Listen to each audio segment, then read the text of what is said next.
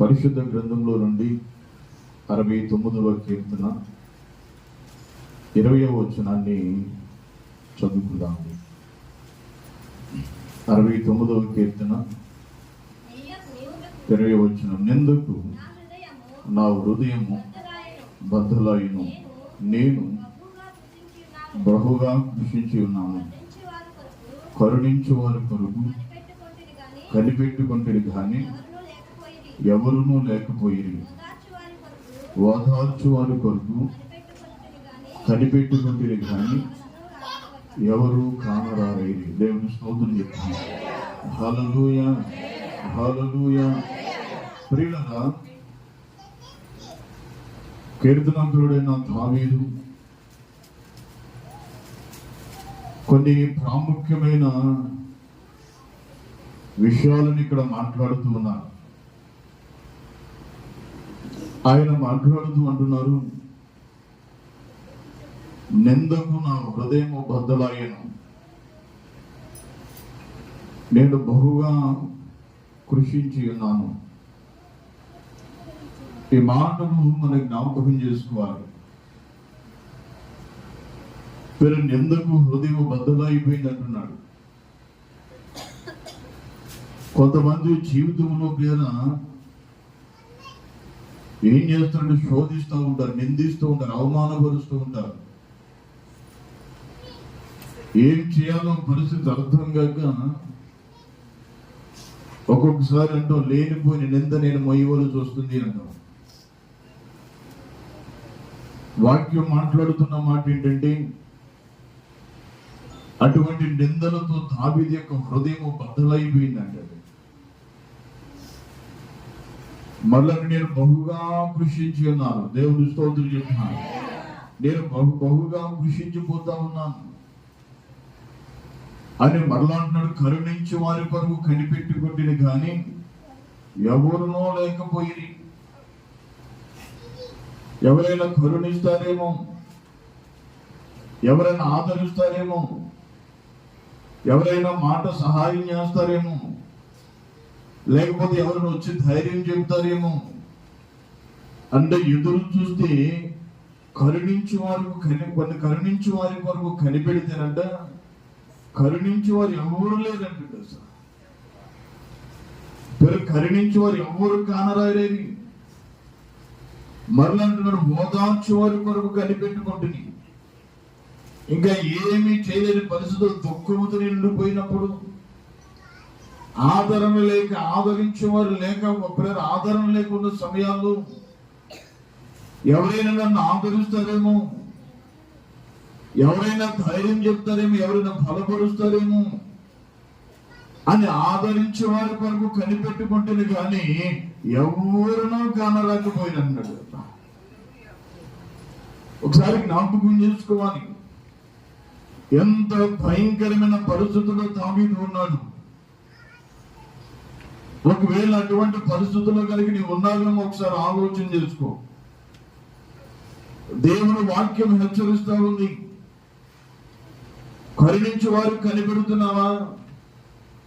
ఎవరు కానరాడలేదా? ఎవరు కరుణించి వారు కనబడట్లేదా? ఎవరు లేదా? అయినా నువ్వు భయపడవసరం. ఒకవేళ దుఃఖంలో నీవు ఉన్నావా? ఓదార్చు వారు ఎవరైనా ఉన్నారేమో అనుకుంటున్నావా? ఆదరణతో కూడిన మాటలు ఎవరైనా చెప్పి ఆదరిస్తారేమని ఎదురు చూస్తూ ఉంటే అంటున్నాడు, ఆదరించేవారు కూడా లేదంటాడు. మూడవదిగా ఆయన మాట్లాడుతున్నాడు, పైగా చూస్తే ఓదార్చు వారి కొరకు కనిపెట్టుకుంటుని కానీ ఎవ్వరునూ కానరారేది. ఎవ్వరు కనబడట్లేదంట. ఓదార్చు వారు కనబడట్లేదు. పెరిగిన జ్ఞాపకం చేసుకోవాలి. కరుణించే వారు కనబడట్లేదు. జ్ఞాపకం చేసుకుంటూ ఉంటే నిజంగా దావీదు యొక్క హృదయం ఎంత బద్దలైపోయిందో ఒకసారి ఆలోచించు. హృదయం బద్దలైపోతా ఉంది. ధైర్యం చెప్పువారు ఎవరు ఉంటారేమో, మంచి సలహా ఇచ్చేవారు ఎవరు ఉంటారేమో అని చూస్తే ఎవ్వరూ కానరాలదంట. దేవుడు స్తోత్రం చెప్తున్నా. కనుక మన ఆత్మీయ జీవితాల్లో ఒక్కొక్కసారి ఇటువంటి సంఘటనలు మనకు జరుగుతూ ఉండవచ్చు. పిల్లలు కరుణించేవారు ఎవరైనా ఉంటారేమో అనుకుంటే కరుణించేవారు లేకపోవచ్చు.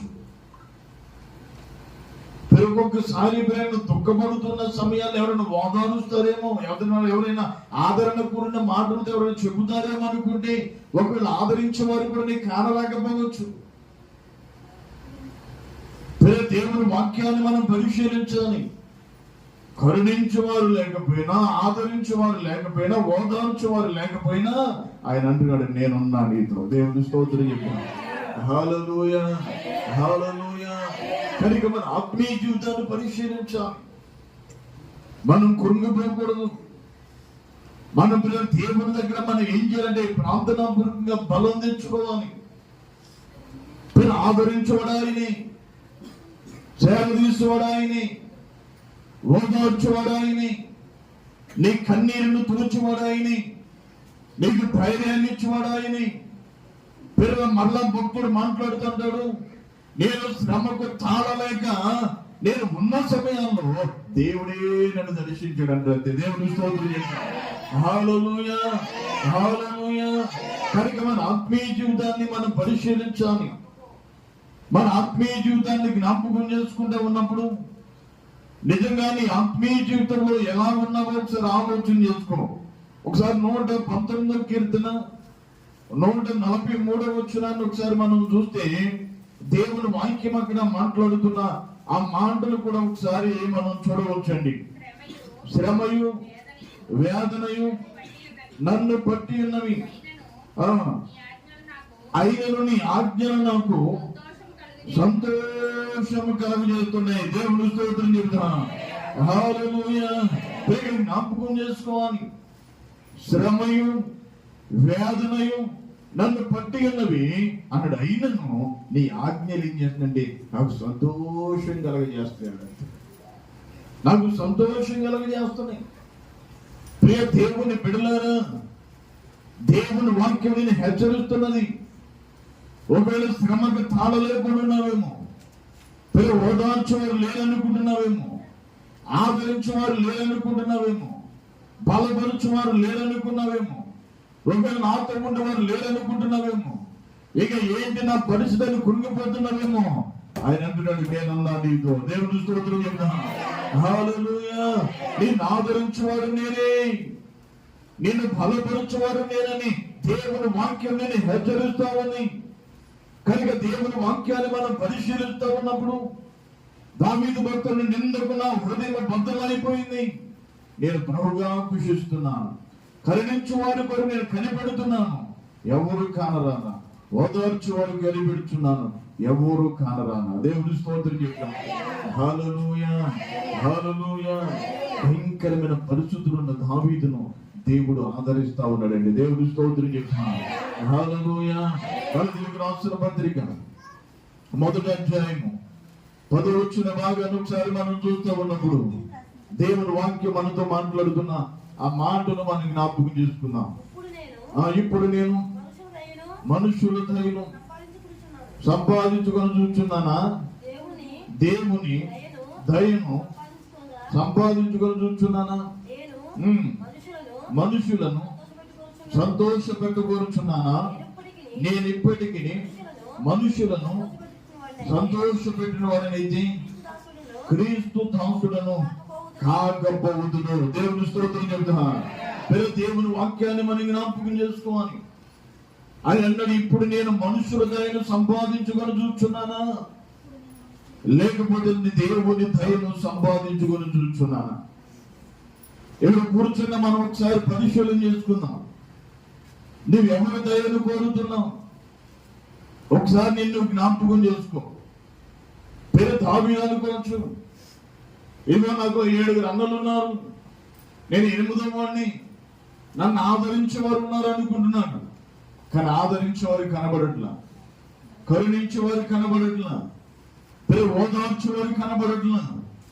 అటువంటి పరిస్థితుల్లో శ్రమకు తాళలేక కుమిలిపోతున్న సమయాల్లో దేవుడు ఏం చేస్తున్నాడు, దావీదును బలపరుస్తా ఉన్నాడు. దేవుని స్తోత్రం చెప్తున్నాడు. దేవుని వాక్యాన్ని జ్ఞాపకం చేసుకుంటా ఉన్నప్పుడు అపోస్తలుడైన పౌలు గలతీ సంఘాన్ని హెచ్చరించి మాట్లాడుతున్నాడు. ఆయన హెచ్చరించి మాట్లాడుతున్నాడు. ఇప్పుడు నేను మనుషుల దయను సంపాదించుకొని చూస్తున్నానా, లేకపోతే దేవుని దయను సంపాదించుకొని చూస్తున్నానా అని మాట్లాడుతున్నాడు. నేను మనుషులను సంతోష పెట్టగలుగుతున్నానా, నేను ఇప్పటికి మనుషులను సంతోష పెట్టువాడినైతే క్రీస్తు దాసుడను కాను. దేవుని స్తోత్రం. హల్లెలూయా. ఈ మధ్యకాల కాలంలో ఎలా ఉన్నావు ఒకసారి ఆలోచన చేసుకో.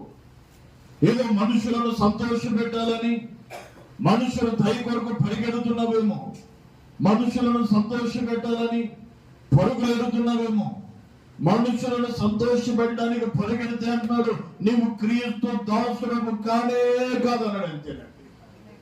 ఒకసారి నీ ఆత్మీయ జీవితాన్ని ఆలోచన చేసుకో. నీ ఆత్మీయ జీవితంలో ఎలా ఉన్నావు? దావీదు జీవితాన్ని జ్ఞాపకం చేసుకుంటా ఉన్నప్పుడు కరుణించి వారు ఎవరైనా ఉంటారేమని ఎదురు చూచాడు, కానీ వారి దగ్గరికి దావీదు వెళ్ళలేదు.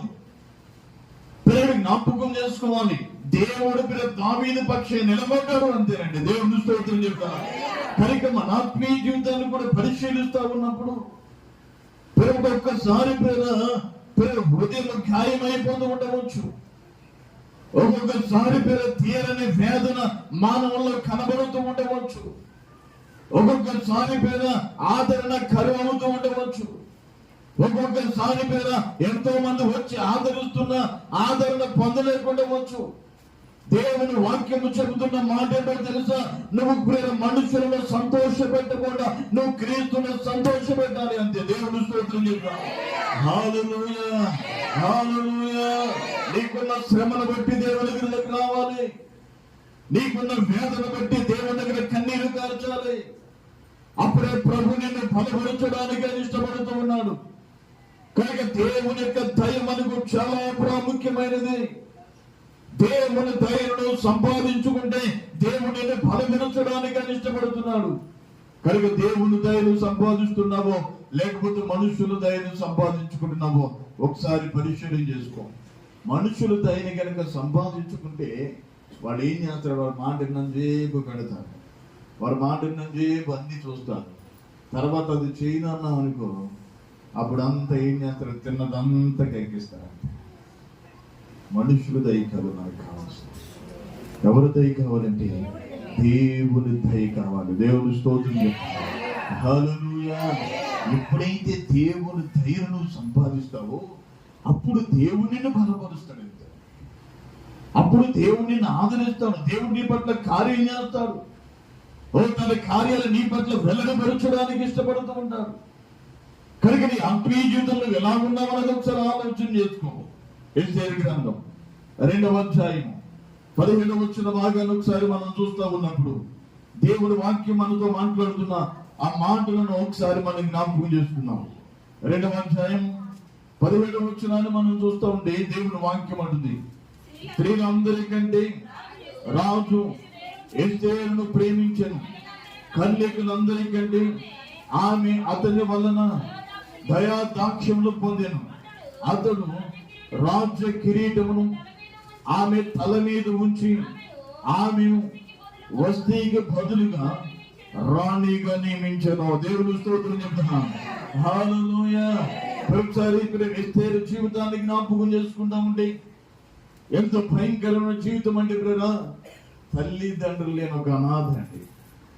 ఒక పిన్న తండ్రి దగ్గర పెరుగుతున్నామే, పిల్ల ఆదరణ కరువైంది. తల్లి ప్రేమ లేదు, తండ్రి ప్రేమ లేదు. అటువంటి పరిస్థితుల పిన్న తండ్రి దగ్గర పెరుగుతూ ఉంది. దేవుని వాక్యాన్ని జ్ఞాపకం చేసుకుంటా ఉంటే దేవునికి ఎంతో నమ్మకంగా బ్రతుకుతా ఉంది. దేవునికి యథార్థమైన జీవితాన్ని కనబరుస్తూ ఉంది. అటువంటి సమయాల్లో రాజు అయిన అశ్వరేషుడు ఏం చేసిన? వస్తీకు బదులుగా రాణి కావాలని ఆశపడ్డా. ఎందుకని వస్తీని వద్దనుకున్నాడు అంటే అక్కడ జ్ఞాపకం చేసుకుంటామంటే రాజు విందు చేస్తా ఉన్నాడట. తన మంత్రులకు, తన అధిపతులకు, రాజులకు అందరికి విందు చేస్తూ ఉన్నప్పుడు అతనికి ద్రాక్షారసం త్రాగి తన సంతోషిస్తున్న సమయంలో అనుకున్నాడట, నా భార్య యొక్క అందాన్ని అందరికీ చూపించాడని రమ్మని పిలిచాడు. ఆమె ఏం చేసినట్టే, నేను రాను అన్నాడు. ఎప్పుడైతే భర్త పిలిచాడు, ఎప్పుడైతే రాజుగారు పిలిచాడు ఆనందం, ఇంకా పిల్లల కోపం వచ్చాడు. ఇంకా అన్నాడు, ఆమె బదులు ఏం చేయాలంటే వేరొక అప్పుడు పిల్లలు అక్కడ కన్యకులందరికీ చాటు వేయగానే పిల్లల 127 దేశాల నుంచి కన్యకులందరూ అక్కడికి వచ్చారు. ఎవరి పట్ల చాలు చూపుతాడు దేవుడికి. ఆ రాజు ఎవరినైతే ఇష్టపడతాడో ఆమె వస్తేకు బదులుగా రాణి. అటువంటి సమయంలో దేవుని వాక్యాన్ని జ్ఞాపకం చేసుకుంటున్నాడు. ప్రేర ఇస్తే అంటే పెన్నదండ్రి దగ్గర చదువులు కానీ ఆమె కూడా వచ్చింది. ప్రేర దేవుని వాక్యాన్ని మనం పరిశీలిస్తున్నప్పుడు అలంకారానికి ప్రేర అక్కడ దేవుని వాక్యాన్ని జ్ఞాపకం చేసుకుంటా ఉంటే 10వ వచనాన్ని ఒకసారి చూస్తే అన్నాడు. 11వ వచనాన్ని ఎస్తేరు ఎలాగుడును అది మీకు సంభవించును అది తెలుసుకున్నది అంతఃపురం యొక్క ఆవరణం ఎదుట ప్రతి దినము మృతికే తిరుగుచుండెను. 6 మాసములు గోపరసు తైలముతోను 6 మాసములు సుగంధ వర్ణములతోను స్త్రీల పరిమళ క్రియల కొరకై మరియు వేరు పదార్థములతోనూ స్త్రీలను పరిమళ క్రియల ముగించి రాజునందుకు పోవారు.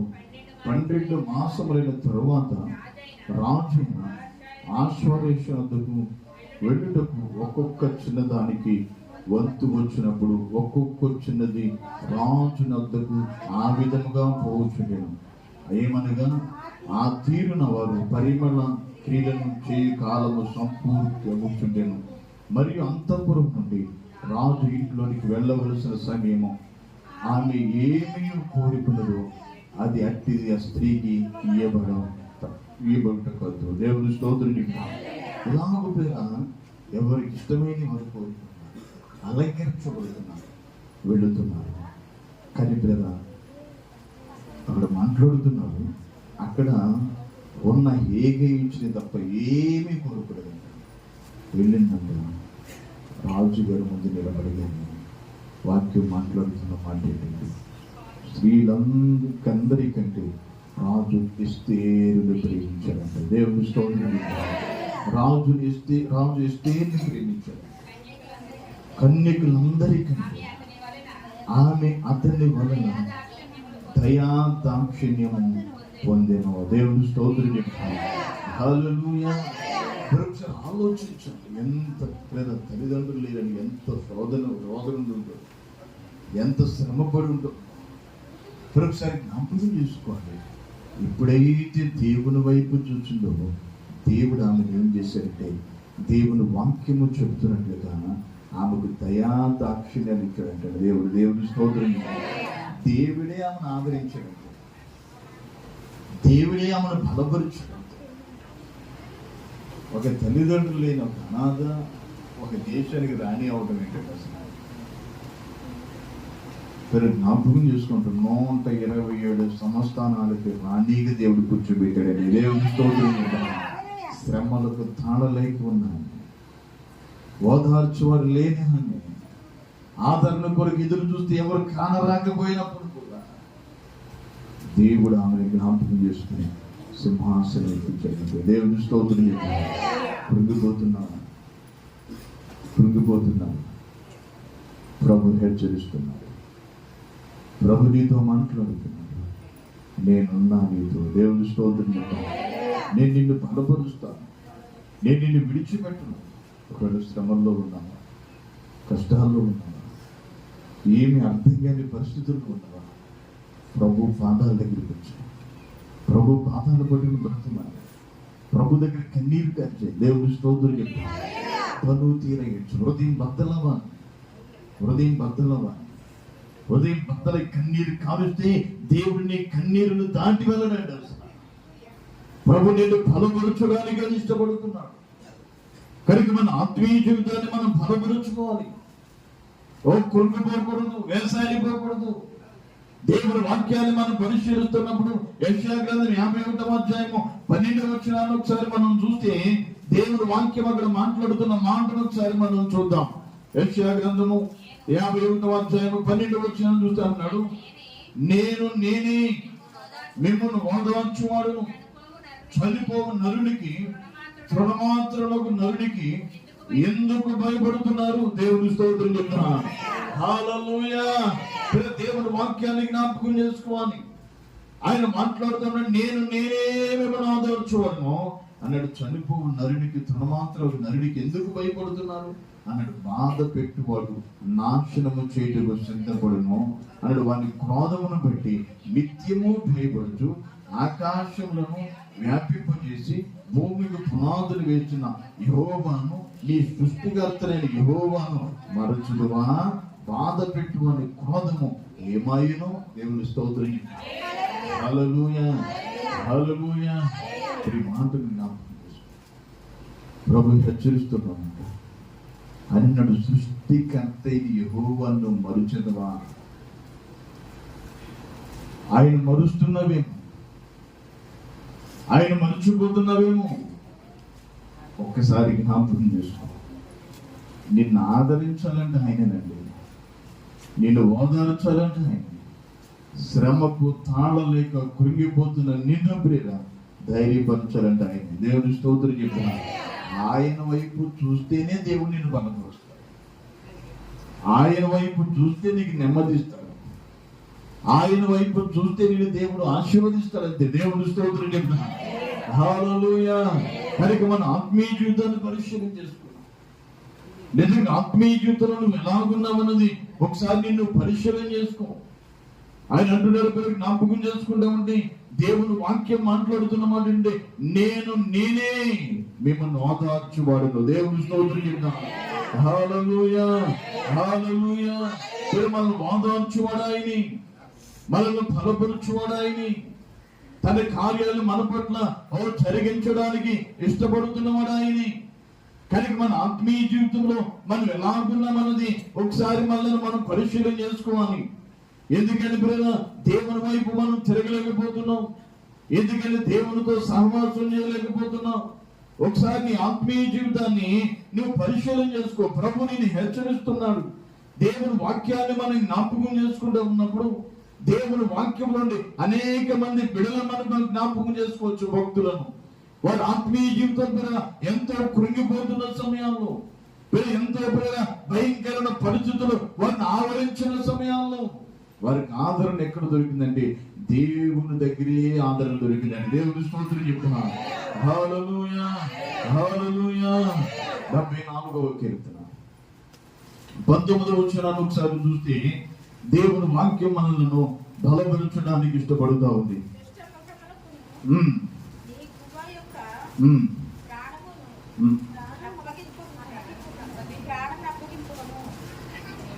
దుష్ట మృగమునకును నీ గుహ యొక్క ప్రాణము నప్పగింపుకము, శ్రమనందు నీ వారిని నిత్యము మరువకుము.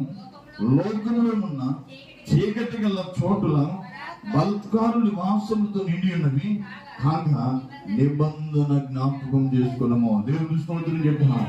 21వ వచనం చూద్దాం. నలిగిన వారిని అవమానముతో వెనుకకు మరలనీయకము, శ్రమనందున వారు దరిద్రులను నీ నామమును సన్నుతించుదురు గాక. దేవుని స్తోత్రం చెప్తున్నాను.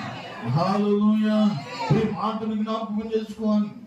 శ్రమనందున నీ వారిని నిత్యము మరువద్దు. 20వ వచనం, నలిగిన వారిని అవమానంతో వెనుకకు మరలనీయకము, శ్రమనందున వారు దరిద్రులను నీ నామమును సన్నుతించుదురు గాక. దేవుని స్తోత్రం చెప్తున్నాను. హల్లెలూయా. కరిగి నలిగిపోతున్నామేమో, పిల్లల శ్రమల వల్ల నలిగిపోతున్నావేమో, అవమానంతో కృంగిపోతున్నావేమో. దేవుని వాక్యం అంటే శ్రమనందున వారు దరిద్రులను నీవు అన్నది నీ నామమును సన్నుతించుదురు. దేవుని స్తోత్రం చెప్తున్నాను. హల్లెలూయా, హల్లెలూయా. కనుక ప్రభు మనల్ని బలపరచడానికి ఆయన ఇష్టపడుతున్న దేవుడు. మళ్ళీ దాటి వెళ్ళడానికి ఆయన ఇష్టపడే దేవుడు కాదు. కనుక మన ఆత్మీయ జీవితాన్ని మనం ఒకసారి పరిశీలన చేసుకోవాలి. నిజంగా నీ ఆత్మీయ జీవితంలో ఎలా ఉన్నావో ఒకసారి పరిశీలన చేసుకో.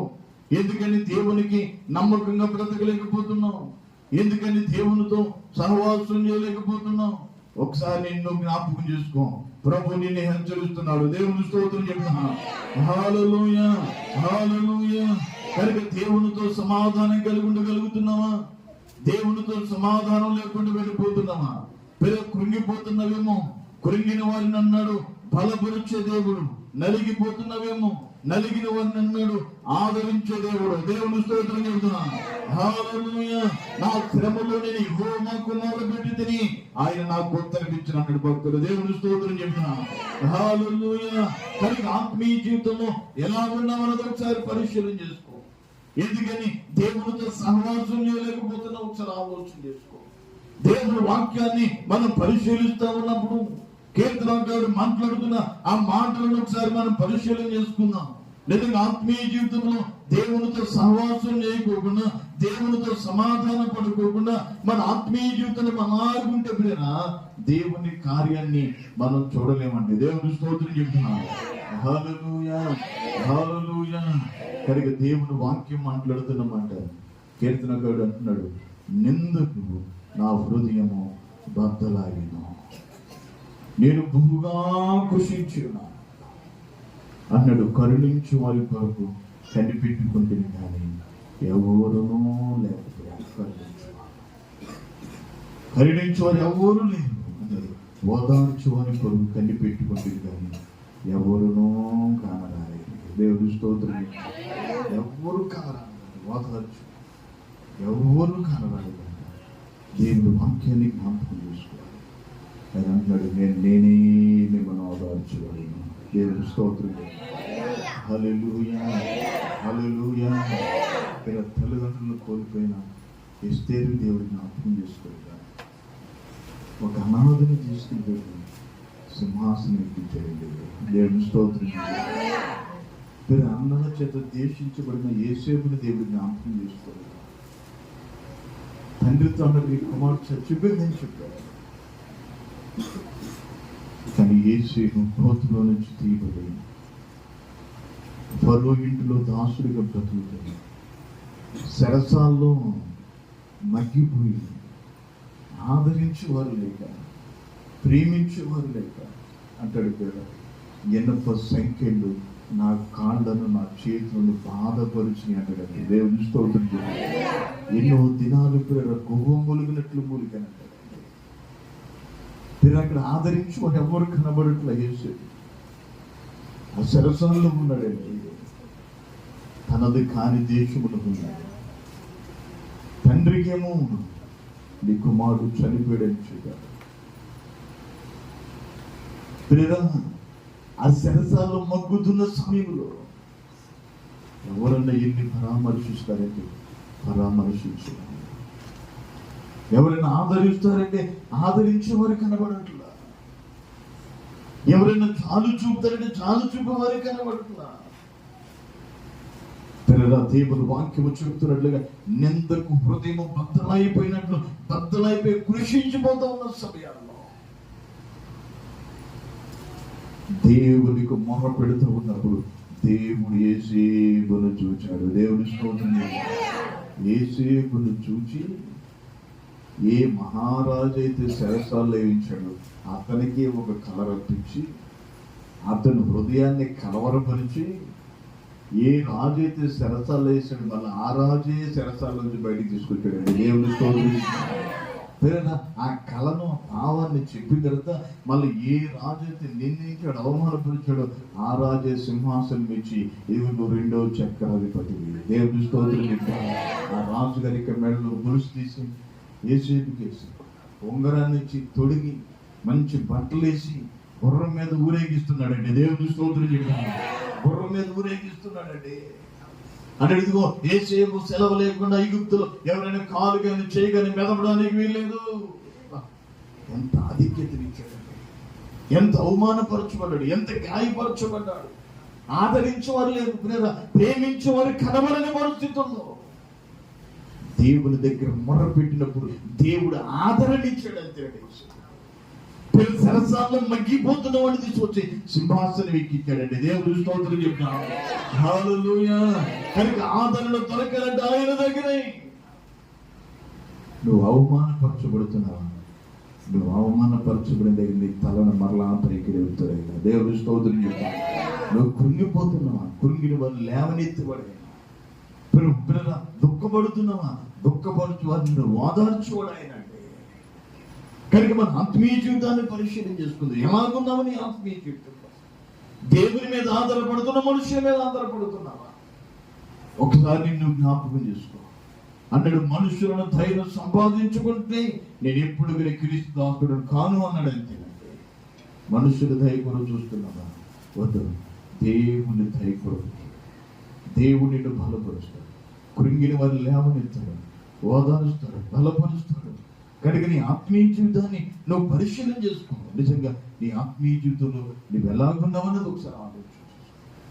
ఎందుకని దేవునితో సహవాసం చేయలేకపోతున్నావు? ఒక్కసారి నీవే పరిశీలన చేసుకో. ప్రభు చూద్దాం. దేవుడి మాటలు దీవించుదాం. ప్రార్థన చేసుకుందాం.